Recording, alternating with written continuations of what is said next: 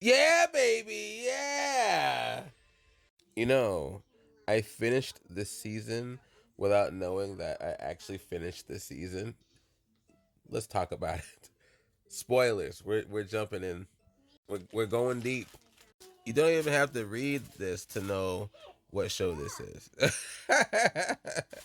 This is such an iconic television show at this point. But if you don't, Squid Game season 2, does it fully live up to the hype? I think so. Better than the first season, I would argue. Fight me about it. Let's go. More action, different games, more fun contestants. That I think is the big nugget. I didn't necessarily care about all of the characters in the last season, but in this season, I cared about so many of these people, and I was so invested in so many of these people. It makes the unalivings that much more impactful. It really does. We're back with a more cynical yet hopeful 456 Song Ji-hoon. I hope I'm saying that right. Just as a, I'm just gonna put this up front. I'm not gonna say everybody's names. I don't want to butcher it. But Song Ji-hoon, 456. This man is a man on a mission, ready to take down the infamous frontman In-ho and the Squid Games themselves. It sounds really heroic, right? I mean, taking down the man, defending the little guy, but it gets deeper than that. There's a almost a sickness to his trauma. He's not the same man he was. It almost seems like it's unaliving him from the inside. Doesn't sound as impactful when you say it that way. But what's really cool is you finally get to see Song Ji-hoon connect with In-ho's brother. Where is that? Where is that? There you go. Hwang Jun-ho. I hope I said it right. Ooh, I said his name. Anyways, they finally get to hook up. They finally get to become a team. Yes, they're a BA team. They got themselves an awesome squad, and they're hunting them in the waters, looking for that island where the Squid Games are held. But of course, In-ho's too smart for him. I want to note the recruiter here, just as a note, because I don't want to forget about him. My thoughts are not on him. So interesting ending to a character, I have to say. I liked his character quite a bit in both seasons. In a way, I was sad and glad to see him go. It was good. It was fitting. Very crazy. Loved it. But he's not what I want to talk about. No, I want to talk about Song Ji Hoon, and I want to talk about In-ho. That's what I want to talk about. And I want to talk about all of these characters in these games, all of them, because to me, that's the real meat and potatoes of everything. That's the that's where the action happens. Yes, you get scenes. Yeah, there are sequences outside of the Squid Games themselves. I don't trust you, boat captain. I don't trust you. Actually, I know not to trust him. If you've seen the show, suspicion confirmed. You definitely want the good guys to win. So I do like those sequences. I can't wait for Hwang Jun-ho to figure out that that boat captain is totally up to no good. But the real fun is between these two gentlemen. Man, when frontman comes in as 001, yes. If you haven't seen it and you're watching this with spoilers, yeah, he does the same thing that the old man does in the first season. The same thing. And Ji-hoon still falls for it. I mean, like, he falls for it hook, line, and sinker. Doesn't even second guess it at all. That is perhaps the weirdest part of the show.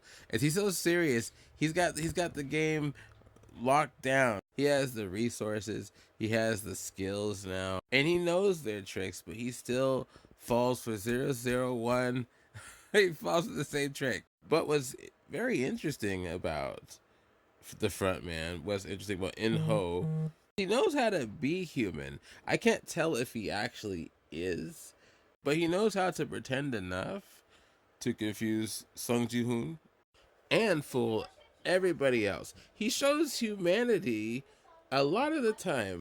He shows genuine concern for 222, the pregnant woman. He tries to talk sense into people several times. He even votes against the game. But you know he's doing all of these things just enough to stay under the radar. You know what I mean? He's manipulating things very well.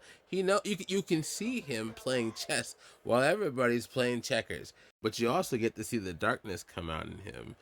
There's a moment during the carousel game where it's just him and 390, Sung Ji Hoon's best friend, and they're in the room together. But there's one extra guy in there, and Inho tells the extra guy to get out, and the guy's like, no.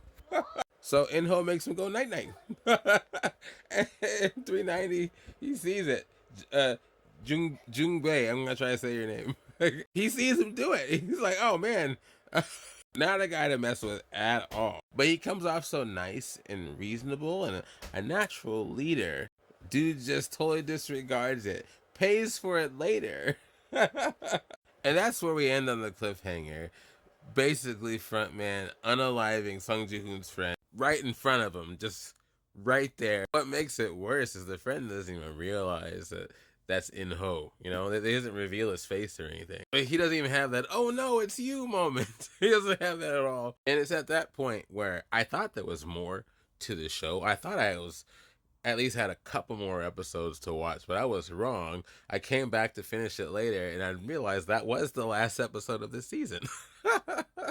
My friend told me it ended on a cliffhanger too, and I just didn't connect with me. That was what it was. It feels very.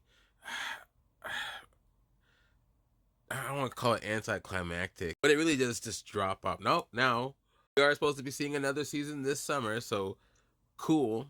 Because I'm very curious about what happens with the rest of these contestants.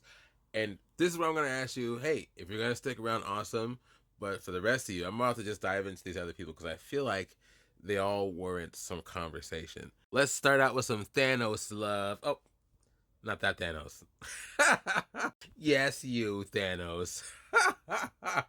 Played by K-pop star. Yeah, you heard me. Choi Sung-young. I hope I said your name correctly. You can't help but recognize this dude. You might not like him, or maybe you do, but you will remember him. Yeah, he's a bit crazy, but he's also a lot of fun. Holding his special pills in his cross kind of gives me a Gary Oldman from The Professional vibe. You remember that?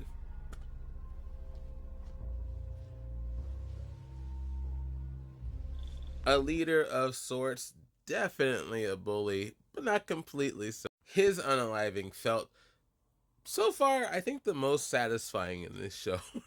I can't wait for 124 is next. I hope he gets it. I hope he gets it good. I think he's a worse bully than Thanos is. Scarier for sure. You know there's going to be more of him coming soon, and I'm kind of nervous to see what he does next. 388, now my least favorite character of the show. I'm not saying I'm a brave man. I'm not saying that I could do better than he could do. What I'm saying is, if people are depending on me, you better believe I am military crawling all the way up them stairs with them ammo cartridges to those people who can fight. He is one of the reasons why that revolution did not work. Shame.